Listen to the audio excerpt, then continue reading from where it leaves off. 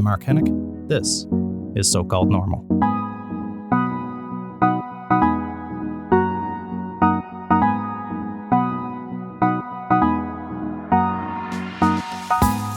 Hey folks, welcome to So-Called Normal. I'm Mark Hennick. Today on the show we have Sarah Schuster. Sarah and I connected a few years ago through The Mighty. If you follow the mental health community, you probably know what The Mighty is. It's an incredible website, publication, blog of what I don't even know how to characterize it, of such inspiring stories written by people in the community of a variety of different health conditions, but their mental health piece in particular, and the articles that they post on mental health by people with lived experience, people who have been there, who have experience in these areas. It's extraordinary, really. I wrote an article for them a few years ago. I keep meaning to write another one, so maybe at some point, maybe even before this episode comes out, I'll do another one. But it's such a wonderful publication and community of people who share in their challenges together. Sarah used to edit the mental health piece in particular, but now she's an editorial director for The Mighty. You can check her out on Twitter. I'm going to have to try to... I'll try to pronounce her in the outro what her Twitter handle is, because I'm not sure. I'll spell it out for you. Anyway, here's my conversation. I love talking to her with Sarah Schuster on So-Called Normal. I'm Mark Hennick. I'm Sarah. My last name is Schuster. And right now, my job is that I run the contributor section for The Mighty. I think that comes to mind when you ask me who I am, because I'm a workaholic. Mm-hmm. And that's definitely my day-to-day life does feel defined by that. But when I think about it a little more, I mean, I'm a writer. I really enjoy editing. I like helping other people tell their stories. So you mentioned before we turned the mics on that you have a journalism background. I do have a journalism background. Yeah, so I can talk a little bit about that. Tell me about that. I've always been a journaler, an obsessive journaler. I have all my journals from, I want to say, 6th grade to today. Really? In a daily kind of like thing? a daily journals that I filled up every day. Wow. Because as a, goody two-shoes, not very expressive kid, that was like my little secret with myself. I loved having a space that no one got to see that was my own, and it was really important to me. Were you in a big family, or why would you need that? Let's talk about my family. No. I'm glad you fully unpack. I'm glad you said that. So I have 2 younger brothers. Okay. I have 2 younger brothers. I have a mom and a dad, as most of us at least originally do. Obviously, circumstances change. Actually, no. Some people have dads and dads. Some people have moms and moms. That's true. There's so many reasons, so many ways babies can get born these days, actually. It's pretty amazing. Anyway, I think that I was always used to being the one that was okay. It was very important to me. Not only am I the oldest in my family, I'm also the oldest of my extended family, too. I have about 10 cousins who are all younger than me. They're not all babies now, but at one point they were, and I was very much the oldest. Were you often caring for them as well? Yeah, in little ways. Sure. Actually, just to say, I wasn't often caring for them. I feel like I was often bossing them around, to be honest. I was caring for them in the sense in case they're listening. In the sense that we would put on plays that I would direct, and I was like, had a vision for what I wanted, and they were like my little, whatever. So your personality type was clear from very early on. Oh my God, I was so bossy. Even with my brothers too. I was very bossy. I'm trying to think of the first time. I'll say 2 things. There's 2 things that kind of relate to this. And one of them actually relates to the work I do now. So the first thing is, I think for some reason I took it at a very young age, probably from family stuff, family dynamics, kind of the first examples of what emotions are okay and what emotions aren't okay. I definitely was taught from a young age that big emotions were not good. And I say big emotions because I think I used to think that I just couldn't feel anger, right, extreme sadness. But I also think like this is well known, when you muffle those feelings, also extreme, silly excitement Right. And maybe emotions that I didn't deem logical or that didn't have like an amazing explanation. Right, a purpose. I was very much I want to say discouraged, but I felt like I couldn't express those things. And so that's where, journaling became really important to me. And I'm sure we'll go more into this later, but something pretty significant happened to me, and didn't happen to me, but happened to my family when I was a senior in high school. It was the first time my brother tried to kill himself. And I can say that publicly because he is a rock star. He's very open about what he struggles with, and I've just become more comfortable speaking publicly and also with him about how something like that affected me and affected our family. Well, one of the things that people say, especially family members most commonly, is that they didn't see it coming. Yeah. Is that your experience as well? So surprised. Yeah. I had experienced death by suicide in my community. So I knew suicide was a thing.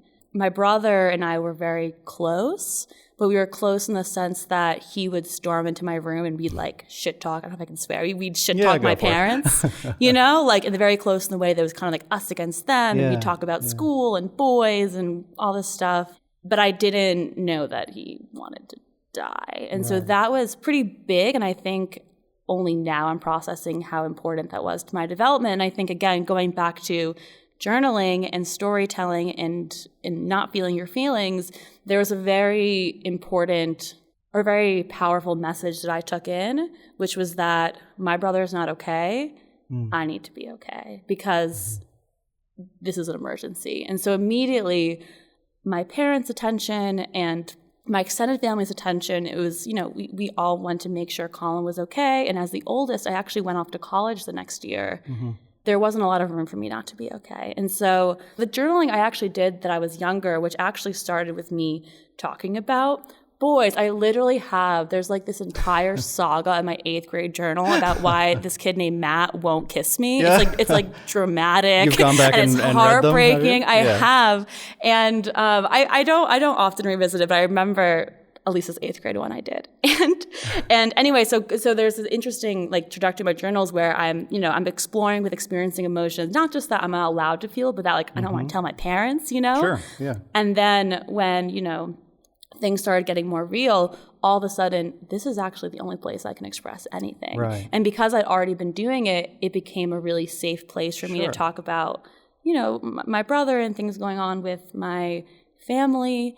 And what were you afraid would happen? I know you said it was. I don't mean to. If I'm please. psychoanalyzing no, you no, here, no. Let's do it. No, let's do it. Let's do it. No, but I mean, so it was discouraged in your household. Sure, extreme emotions on either end of the spectrum. But what were you afraid would happen if you expressed emotion outwardly, or what would happen if you expressed outwardly? For me, I think internally it was this idea of losing control, yeah. which is maybe not as specific as it could be of an answer, but that's all I got. I think that's significant. I think a fear of losing control, the fear that, especially, and it's also hard because if you've been bearing the stuff for a while, there's this idea that if I get angry, I'm not going to stop. Right. If I let myself sob, even though logically my feelings only last for 4 minutes, whatever it is, like you know that it will hop. This fear of like, who will I be if I let this energy out? It's an identity thing almost, if that makes sense. Like when you identify around being, again, the stable one, the one who's cool, calm, and collective.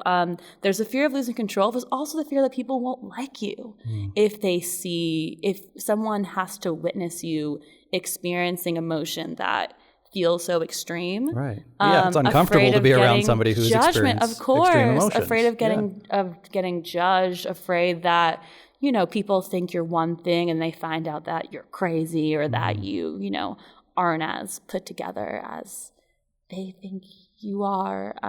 There's a lot that goes into it. I think control and also fear of judgment, fear of being seen. That's a big one for me. I think a lot of people deal with that. The fear that if I lose control over how I present myself and I'm really seen. So there's two things, right? There's the fact that if you have control over your image, you want people to like you, but it's not as, you kind of have a secret yourself. Like, I'm like kind of putting on this thing. So it's like, if someone doesn't like me, I'm not as offended. That's right. You want people to like the you that you project. Yes. And if God forbid, if I lose it, and then someone doesn't like me, it's like, that's all I got. They don't like the real me. I can't adjust that. That's it. That's like me and my raw sense. So now I don't hope that it didn't go off topic at all. But no, it brought it square in. Control is a hard. I think when it comes to my relationship with my emotions, and again, going back to writing and the work I do now, writing is, and the reason why I love writing is that in a sense, it's a beautiful place to lose control and to get everything inside you out. But then you also get to tailor it, and you get to edit it, and you get to present it in a certain way that still, it's a safer way to express feelings, because I still get to have some level of control, even though I'm way more likely to be more vulnerable in a piece of writing. So was it sufficient early on, or did you still feel trapped at some point that you weren't able to express yourself? Oh, I 100% felt trapped. Yeah. Oh, it was not enough. It wasn't enough. I thought it was enough. I loved my secret world of my journals.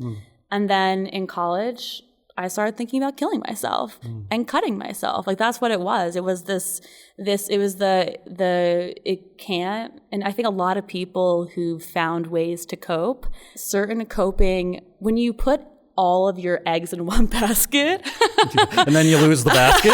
Yeah. Like, that's, it's not going to be sustainable. Yeah. So for me, my MO of not talking about it, keeping it to myself, it became this almost like inside joke I had with myself, to feeling like I was like trapped and I actually couldn't tell anyone how I was feeling.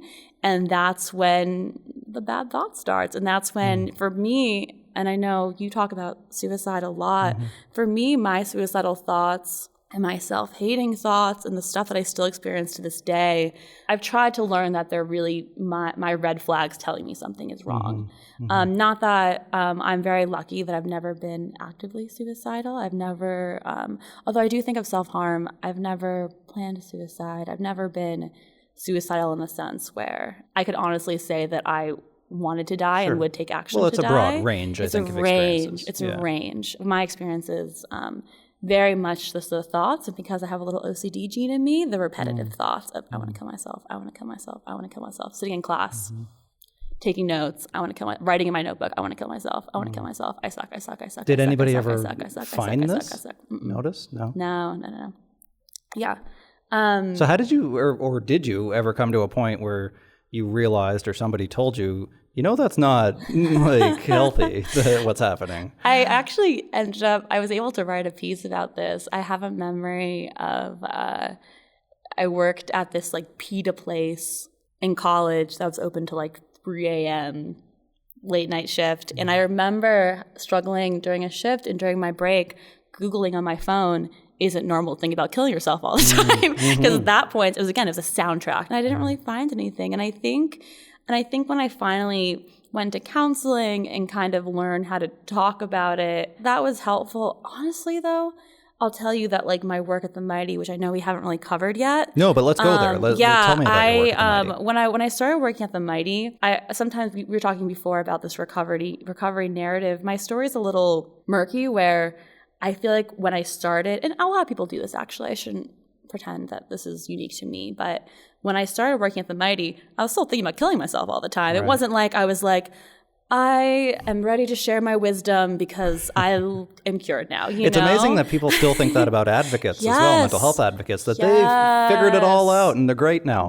Nope. I mean, for me, it was really, it happened really naturally because I needed a job, and like, the Mighty was the first job I ever had. So you had the journalism degree under your belt, and you're looking for work in LA, Burbank area. So I wasn't. That's a funny part. Oh, okay. I actually, another thing, I don't know if people know, I started as a contributor for the Mighty. Okay. Well, actually, first, can you talk about what the Mighty is? Yes, because we didn't even do that. Yeah, so the Mighty, which is where I currently work, it's evolved a lot over the years. I still call it a storytelling platform. It's basically a place where people who have a story to tell about living with any health condition, not just mental health, people with disabilities, right, for us, autism, chronic illnesses, across the board, anywhere kind of health touches your life. They can both submit their stories to us and also now post on our platform. And the whole idea is to put human stories behind health conditions. And so the example I like to give is that we want to be a place where, you know, let's say you were just diagnosed with bipolar and you're Googling bipolar disorder because you're like, what does this mean for me? And, you know, you land on WebMD and you see, okay, a list of symptoms. Maybe you're like, okay, like I get that. You know, maybe you go to a nonprofit. Nonprofits are great. Like maybe you find great resources from a nonprofit, which is really helpful. But we want to be a place where, you know, you see the Mighty, you enter the Mighty's bipolar page, and all of a sudden you see stories like what I first knew when I was diagnosed with bipolar disorder. Yeah.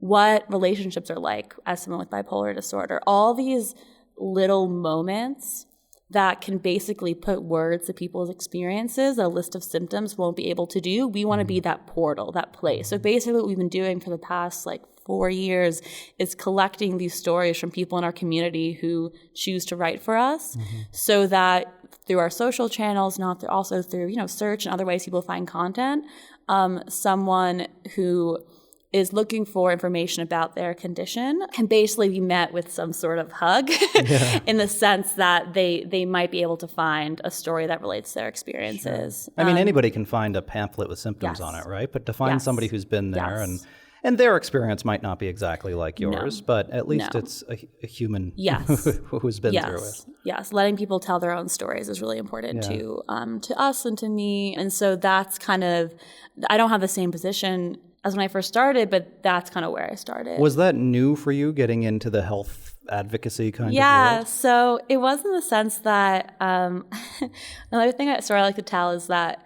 in college, I like to say I was a closeted mental health writer because I would report on mental health in all of my journalism classes. Oh, interesting. And then in my extracurriculars, I actually ran a comedy show. Really? Yeah. Wow. A satire news show that me and my two friends from freshman year started. Are you a comedian? So much fun. No. I was the producer, I would say. I was the producer. Yeah. I got to produce this amazing satire news show. Yeah. I thought maybe at one point I was funny. I don't think I'm not funny. I think you're funny. But it's not a professional thing for me. But anyway, so I was doing that in college, but in these classes where we had because you learn writing by doing, so I was writing a lot for classes, I was able to choose mental health topics. So I was actually interviewing, kids from Active Minds, even though I wasn't part of Active Minds. I eventually joined, but not till my senior year. I was going to actually local NAMI meetings and taking notes and being a journalist there. And I remember actually specifically being at one of the NAMI meetings and on the way home just being in tears, being like, I'm here as a journalist because it's the safest way I can be there because I get to take notes and I get to observe. And I was so scared to be there as a person. Really? I found myself wanting to participate and I was so scared. Because again, I'm never going to stop crying if I start talking about it. At that point, my brother, when I was in college, my brother was hospitalized 7 times. He's doing way better now. But it was a thing, and I wasn't telling anybody. None of my friends knew. Yeah. None of my friends knew. So when you make the jump then to the Mighty, was it difficult for you to hear all of these stories from so many people? No, it was wonderful. Really? Yeah? As a cathartic kind of experience? Yeah, it was a difficult, there were so many things that were difficult about it.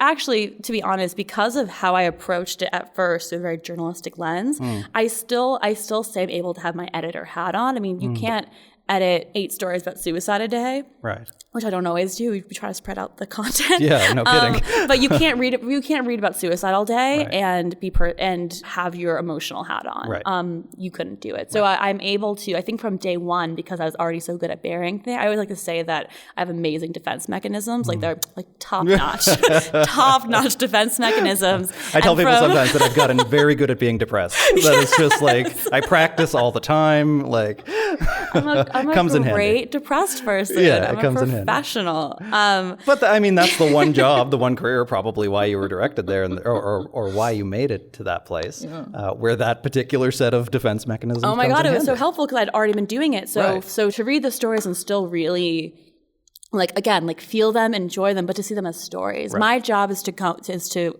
open a story I get and make it the best story it can be. Right.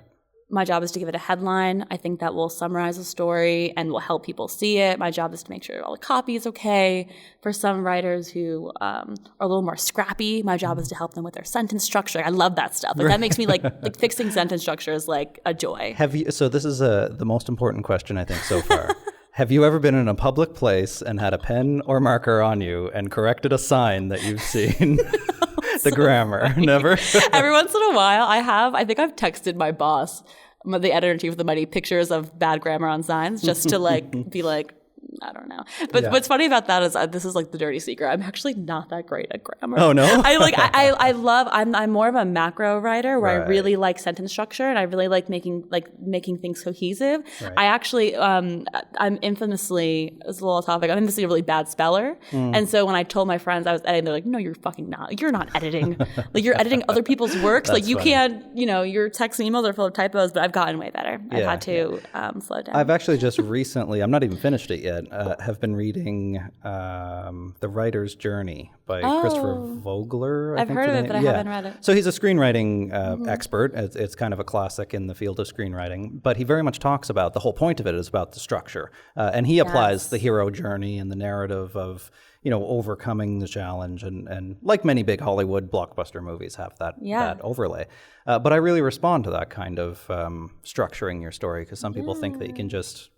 that it doesn't have to have any sense. Well, no, you can give it sense, right? Yeah. And this is what you're helping people with. And one of my favorite things to do is I love reading someone's story that, and when I say mess, I mean like a beautiful mess. Like not that it's a mess isn't like, oh my God. It's like you can just tell that they just wrote from their heart. Right, yeah. And I love looking at the story and be like, ugh, I know this isn't going to work, but that nugget, that paragraph, like that's something. And I love sending it back to people and being like, hey, like, we can't publish everything we receive, but like, this right here, this is your story. Yeah. Write about this. Yeah. And then actually helping to get them published because they had something in there. Right. They just didn't, because whatever, they just don't have the experience or whatever, whatever reason, they didn't know that was the part of their story that would work more successfully as an entire story. When I finished the first draft of my book, and not to flex too hard to myself, but... Do you guys know Mark's writing a book? I'm not sure if your listeners know. I've probably mentioned it every...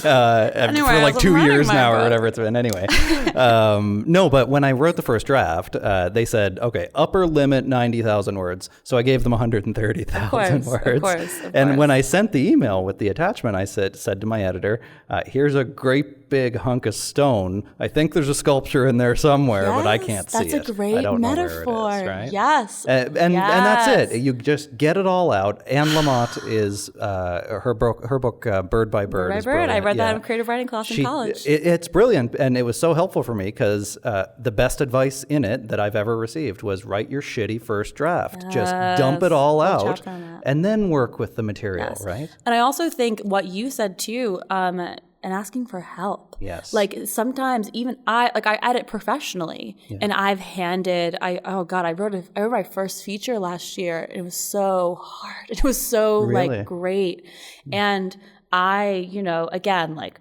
I'm a professional writer. Like I knew I needed edits, but I don't think I realized how much I was struggling with structure. Yeah, and you can't edit your own work. You can't until another editor at the Mighty just gave me notes, and I was like, this is what I needed because she's not so in it, she can see the statue, and I was like barely chopping away at it, just trying to like be, do it myself. So. Well, and I think it's also important too to not be too precious about your words, right? You love your darlings, but you got to kill your darlings. Kill your babies. I've heard that phrase twice today. Yeah, well, it's almost cliche, I think, in the writing world now, but it's true because when you write it, you think this is brilliant, this is amazing, this is good. And then you come back and read it later, and that actually wasn't very good. So it's important to be willing to, I think, and to accept the fact that you can edit your own story. That just because it happened to you and your first draft is how you expressed it, doesn't mean you can't decide how that story is told. Yes. And again, like getting help, getting a second perspective. That's what helps you learn. We were talking about this earlier. Learn what to put in, what not to put in. Anyway, that's luckily because I geek out about this stuff, is part of what I get to do on a daily basis. Well, and you're very good at it. So I did one article for the Mighty a few years ago, and you guys have you folks have very quickly become a big deal in the mental health community. You really have.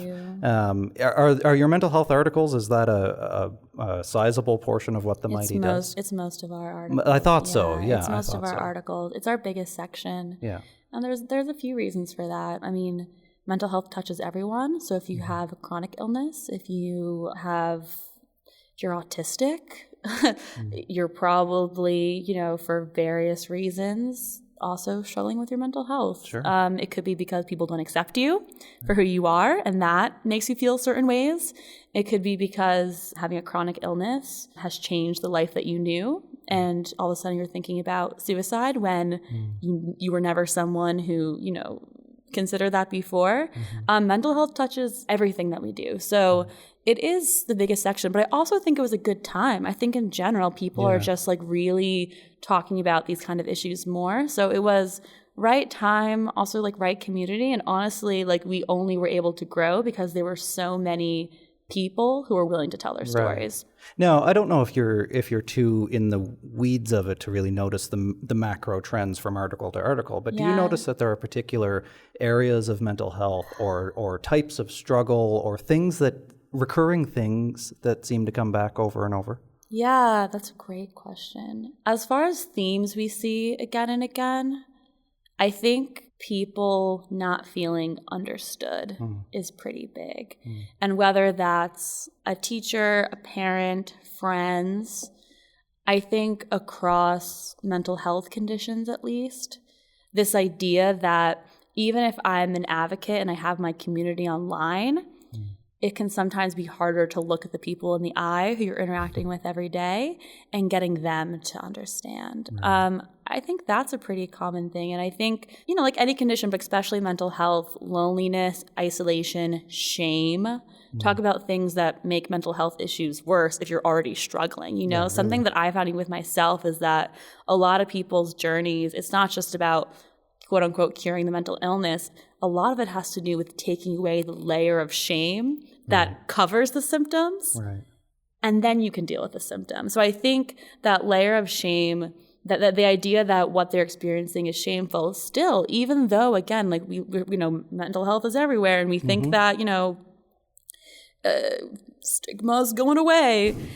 Just because there's so many people using a anti-stigma hashtag on Twitter doesn't mean that your Uncle Joe is going to understand why you drop out of school because of your mental health issues. It doesn't even actually mean that person who used that hashtag fully gets it, right? And I find this comes up a lot because we're talking about mental health more now, and you guys have been a big part of this, I think, in the last 5 years, 10 years than ever before. And that's super exciting for me, this is the only thing that I do. I have no other transferable skills. This is it. This is it. So talk about all my eggs in one basket. It's like, anyway. That's not what I meant, Mark. Yeah. But it's been a real privilege, though, to be able to think that for all of human history, we've thought the same old stigmatizing way about mental health and mental illness. And it's just now that things are changing, and we're a part of that. That feels really special. Yeah.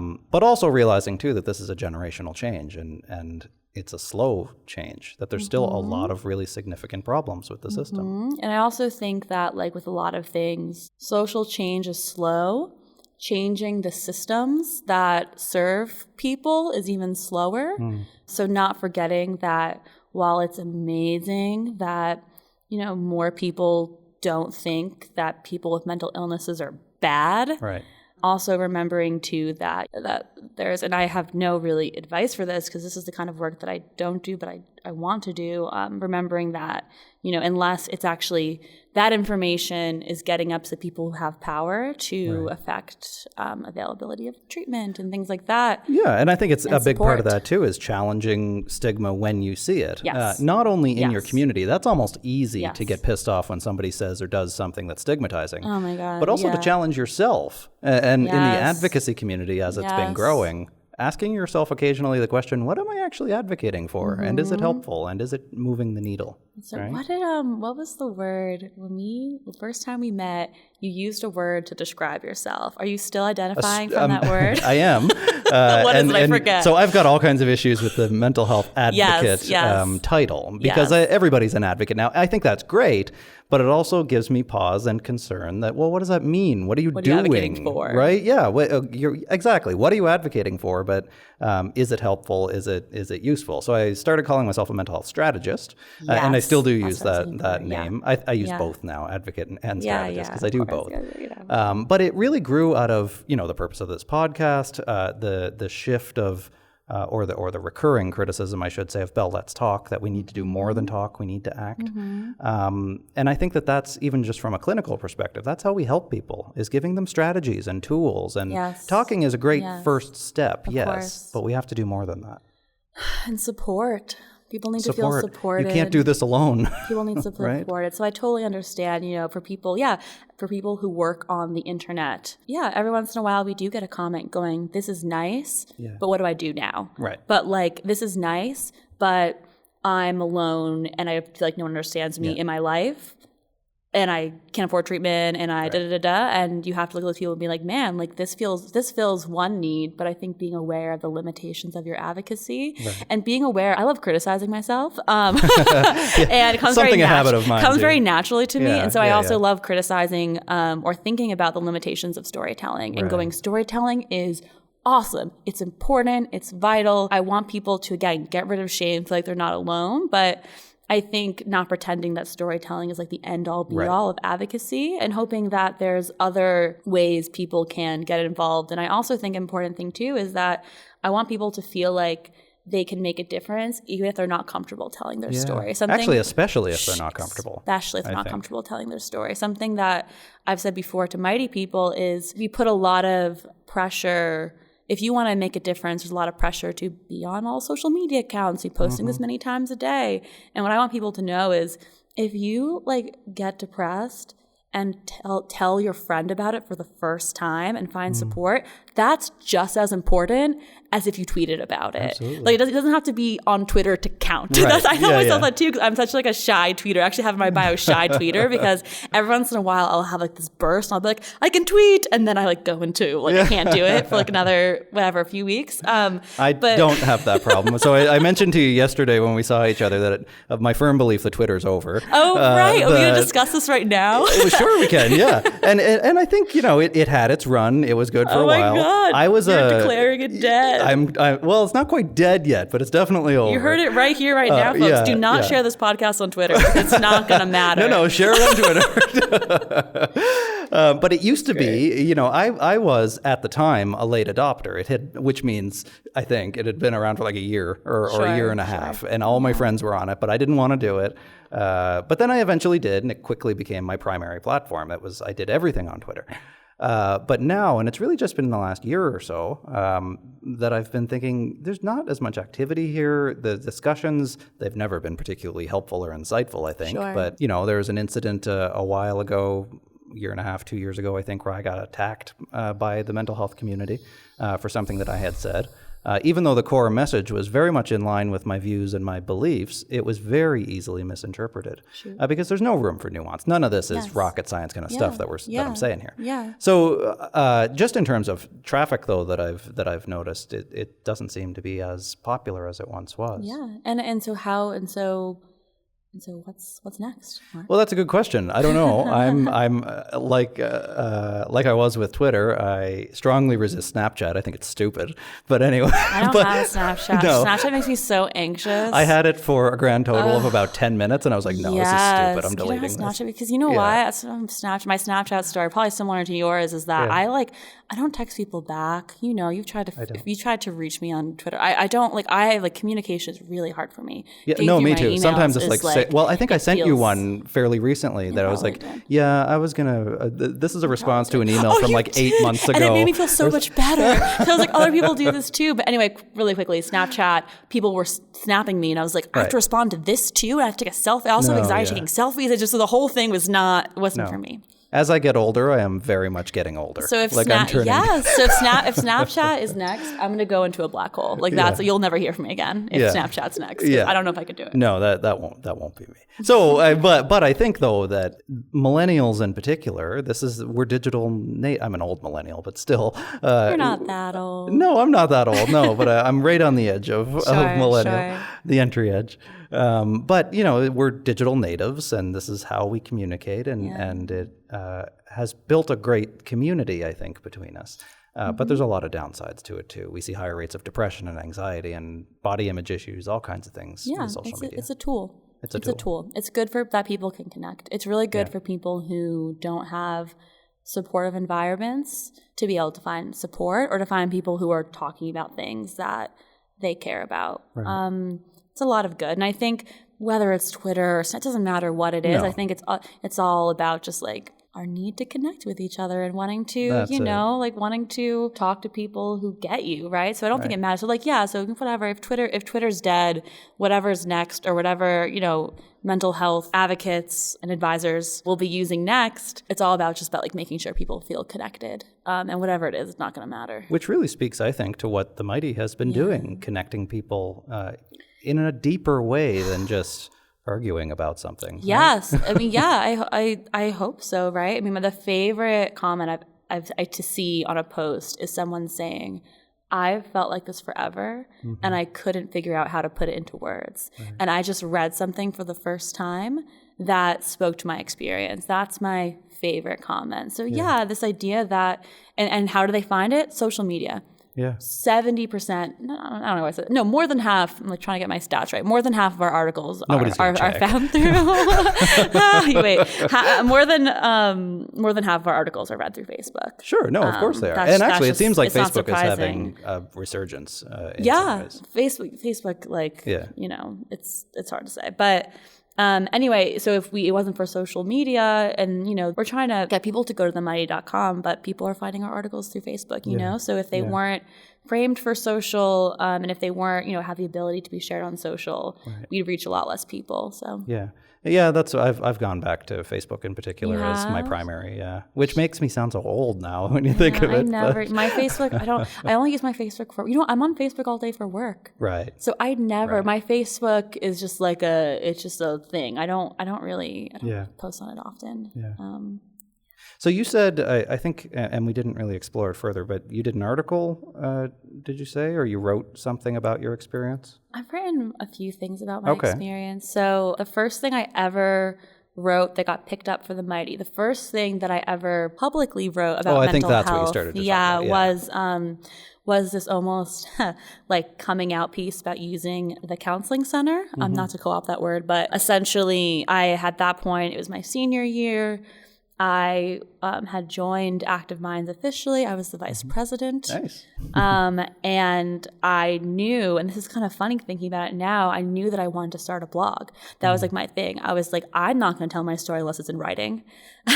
So almost selfishly, I told the president, my little project, I wanted to be this blog that we started. So it was literally, I went to Syracuse University, activemindsu.wordpress.com. It was a little, dinky WordPress blog that I got to design with all of the pre-made templates. And the first thing we published and the first thing I ever publicly wrote about was, again, this piece about saying hey, y'all, I don't know why I said y'all. I don't say y'all. I definitely from upstate New York. I'm trying to, anyway, I'm not even going to get into that.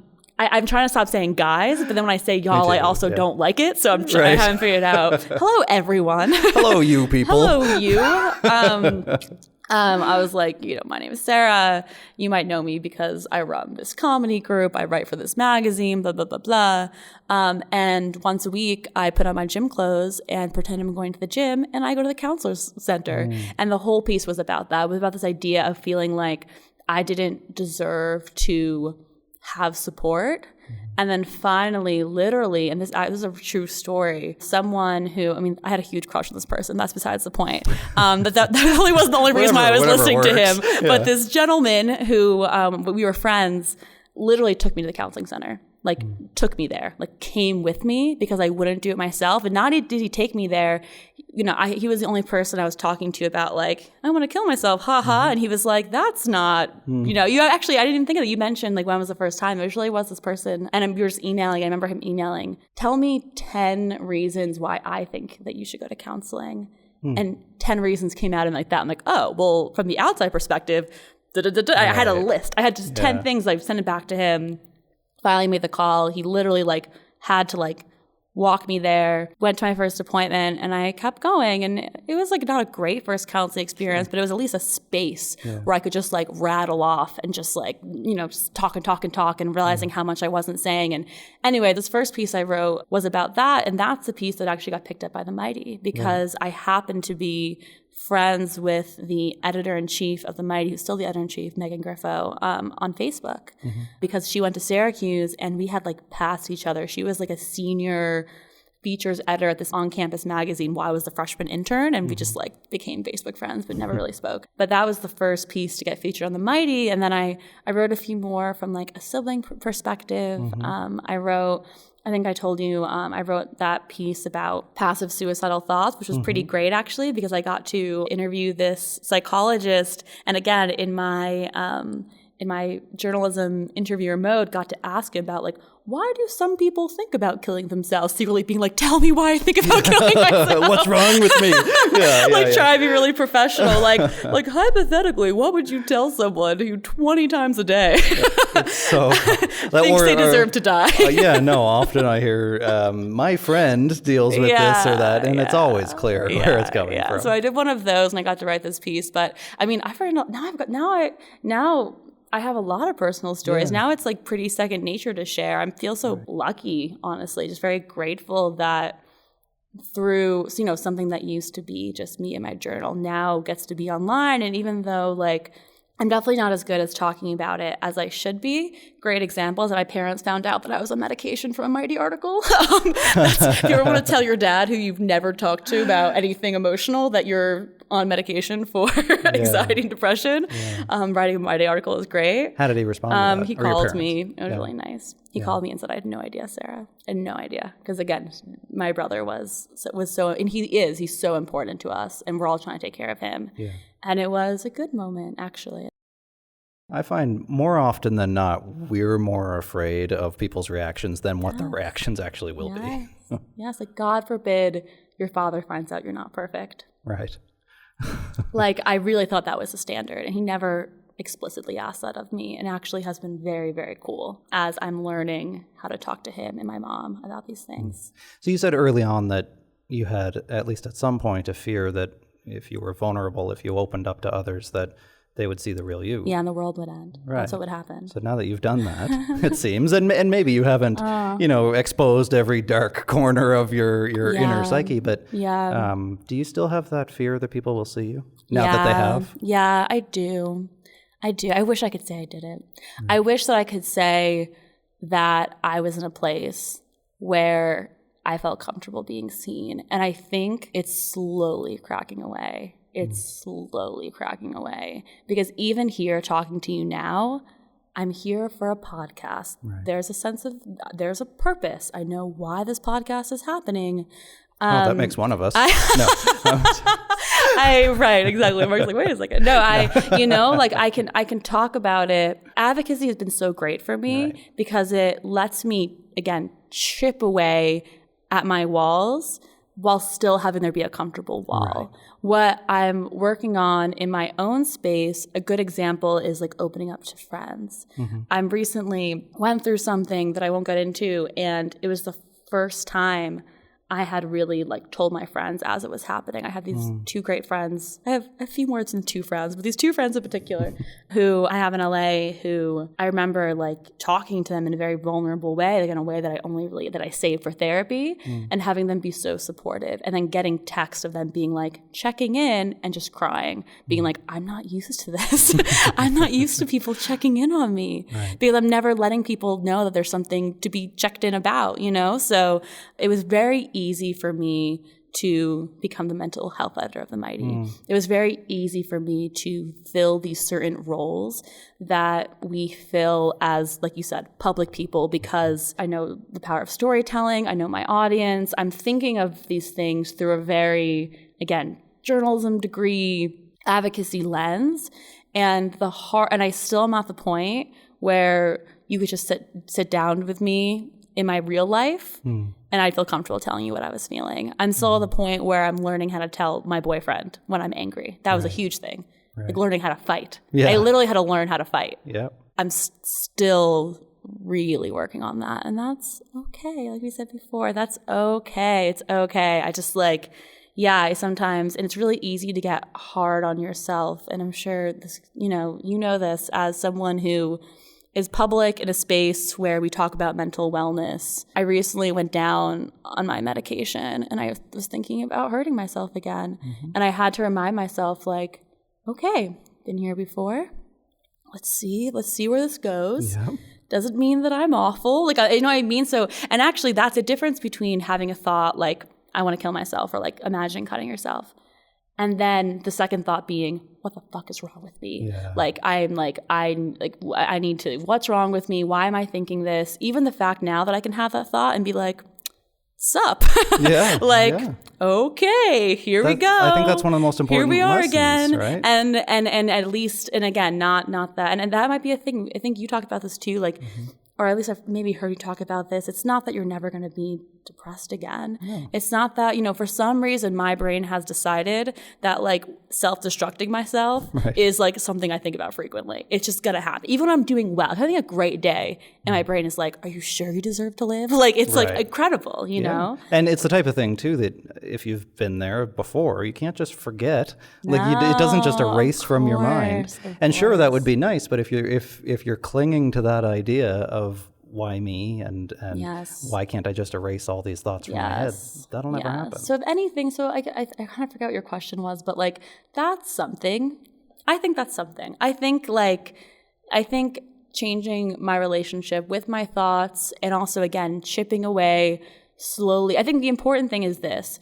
There was a point where I wasn't in therapy. I wasn't talking to people, but I was mental health editor at the Mighty, which is a joke, right? Yeah. Because I'm not practicing what I preach at all. I know all these theories. I know it's so easy to like, all these theories, all these like I know I'm into it. I love it, and now I can say I'm at the place where while I'm doing the work, I'm also doing private work. And it's okay if all that work doesn't turn to a blog post. Sure. It's okay if the work that I'm doing a lot of work in private, because that's just kind of more of who I am. That's who my comfortability is. But I can confidently say I'm at least trying.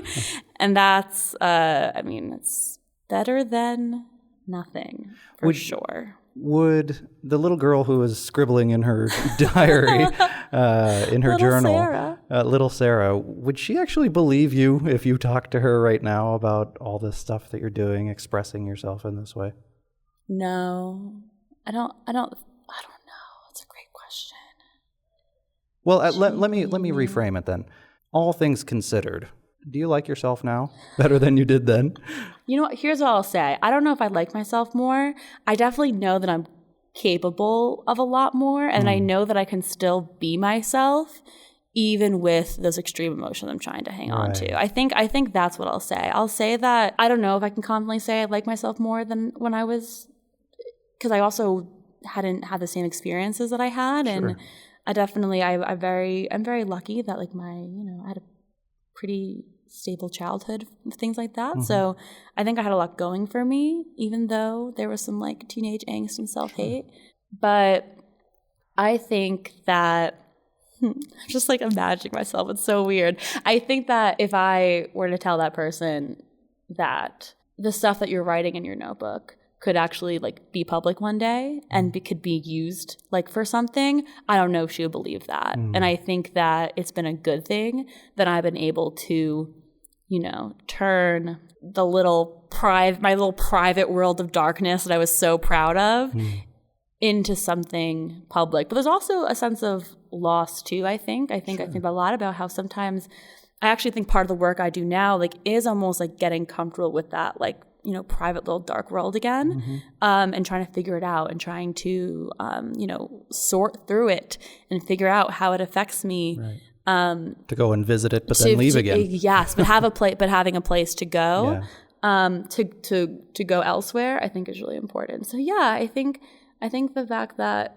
I am able to take whatever was happening when I was just like straight up emoting and turning into something, I'm very grateful, and I want to like myself. Do you like yourself, Mark? I think that's good. Well, we're not here to talk about me. I just turned it on you. It's a funny how that's a hard question, because I don't want to answer ingenuinely, it's hard. Of course.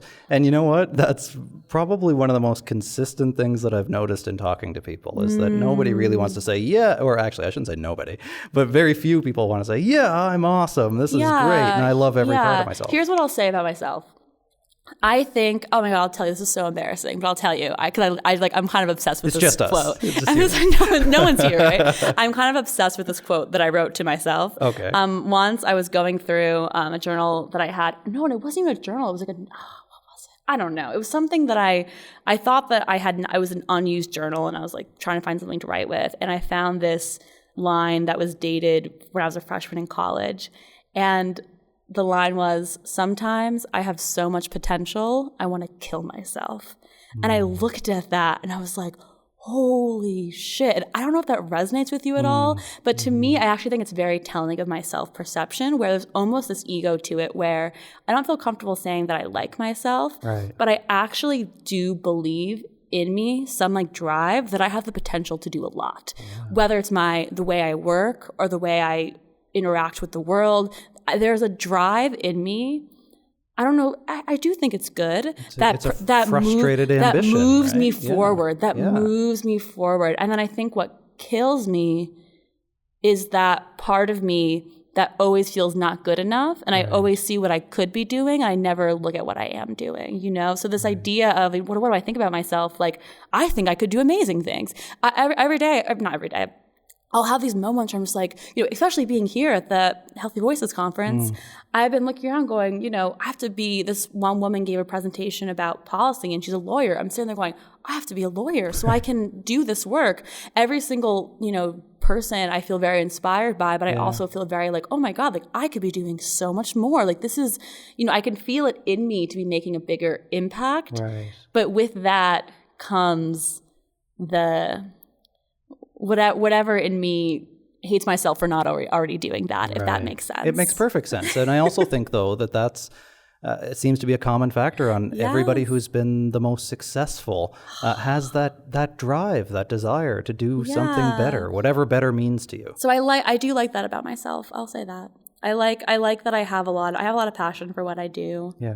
That's clear. It really is. I have a lot of passion for what I do, and I like that part of myself. I wish I was a little kinder to myself as I was pursuing the passion. Right. Well, we're all works in progress, and fortunately, kindness is a skill that you can learn, I think. It is a skill. That is good to know.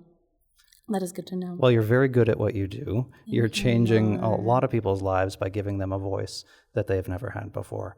So I'm sure you hear that all the time, but I don't know. It means a lot coming from you. But it's a vital service what you do, and whether this is where you settle for the rest of your life or you find some big new project next, I'm sure that you'll conquer it too. We'll see. I also like the idea of conquering. I like that idea too, of really like making something yours. I think, and like you were saying before, I think everyone has different definitions of that they can use, whether it's, conquering, like you want to make mental health advocacy your career, or whether it's like conquering your own fear of, opening up to people in your own life. It's like, it's all you can do is like work with what you got. And it's almost like you're mighty.